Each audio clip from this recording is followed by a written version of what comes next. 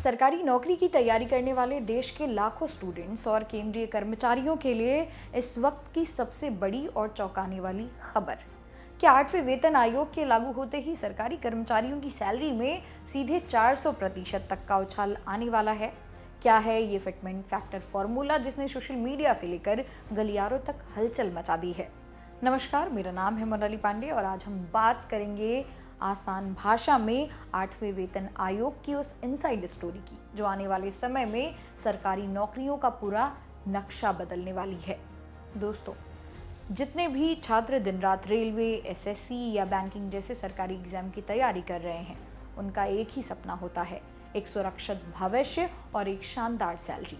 और जब बात सैलरी की हो तो वेतन आयोग यानी पे कमीशन से बड़ा कोई नाम नहीं है। हर 10 साल में आने वाला यह आयोग तय करता है कि सरकारी कर्मचारियों की जेब में कितने पैसे आएंगे। 3 नवंबर 2025 को सरकार ने औपचारिक रूप से रिटायर्ड जस्टिस रंजना प्रकाश देसाई की अध्यक्षता में 8वें वेतन आयोग का गठन किया था और अब इसकी बैठकों का दौर शुरू हो चुका है, जहां एक ऐसा फॉर्मूला सामने आया है जिसने सबकी किस्मत बदलने के संकेत दे दिए हैं। अब आते हैं उस खबर पर जिसने सबको हैरान कर दिया है। 400% सैलरी हाइक। आखिर ये कैसे मुमकिन है? दरअसल Indian railway technical supervisors association, जो कि कर्मचारियों का एक बहुत बड़ा संगठन है, उसने सरकार के सामने एक अनोखा और क्रांतिकारी प्रस्ताव रखा है। अब तक क्या होता था कि सभी कर्मचारियों के लिए एक ही फिटमेंट फैक्टर तय कर दिया जाता था, लेकिन इस बार एसोसिएशन ने मांग की है कि अलग अलग पदों और जिम्मेदारी के हिसाब से 5 अलग अलग फिटमेंट फैक्टर बनाए जाएं। उन्होंने जो प्रपोजल दिया है उसे ध्यान से सुनिए। लेवल 1 से 5 के लिए यानी शुरुआती और जूनियर पदों के लिए 2.92 का फिटमेंट फैक्टर, लेवल 6 से 8 के लिए 3.50 का फिटमेंट फैक्टर, लेवल 9 से 12 के लिए 3.80 का फिटमेंट फैक्टर, लेवल 13 से 16 के लिए 4.09 का फिटमेंट फैक्टर और वहीं लेवल 17 से 18 के लिए यानी जो सबसे सीनियर अधिकारी होते हैं उनके लिए 4.38 का फिटमेंट फैक्टर। अब जो छात्र नए हैं उनके मन में सवाल होगा कि ये फिटमेंट फैक्टर आखिर किस चिड़िया का नाम है।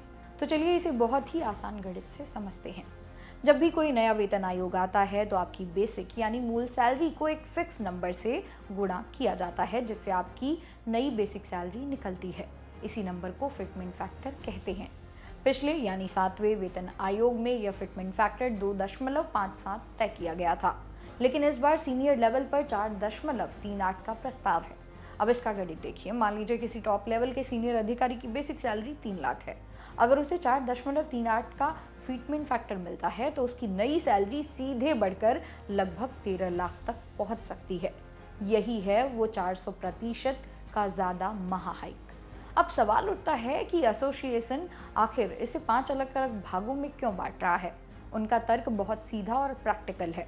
मौजूदा व्यवस्था में जूनियर और सीनियर कर्मचारियों के वेतन के बीच का अंतर यानी कि गैप बहुत कम हो जाता है, खासकर तकनीकी विभागों में, जैसे रेलवे के वो इंजीनियर्स और सुपरवाइजर्स जो दिन रात सुरक्षा से जुड़े बेहद अहम कामों को संभालते हैं। उनकी भारी जिम्मेदारी के मुकाबले उन्हें सही इंक्रीमेंट नहीं मिल पाता है। इसलिए एसोसिएशन ने कुछ और बड़ी मांगे भी रखी हैं। रेलवे के टेक्निकल स्टाफ के लिए एक बहुत अलग सैलरी स्ट्रक्चर बनाया जाए।